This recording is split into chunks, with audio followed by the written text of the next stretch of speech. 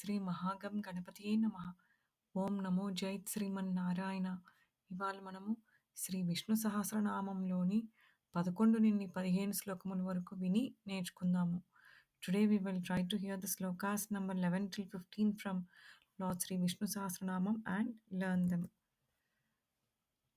अजः सर्वेस्परः सिद्धः सिद्धिः सर्वादिरच्युतः वृषा कपिरमेयात्मा सर्वयोगविनिसृतः वसुर्वसुमनाः सत्यः समात्मा सम्मितसमः अमोघः पुण्डरीकाक्षो वृषकर्मा वृषाकृतिः रुद्रो बहुशिरा बभ्रुः विश्वयोनिः शुचिस्रवाः अमृतः शाश्वतः स्थाणुः वरारोहो महातपाः सर्वगः सर्वविद्भानुः विश्वक्सेनो जनार्दनः वेदो वेदविदव्यङ्गो वेदाङ्गो वेदवित्कविः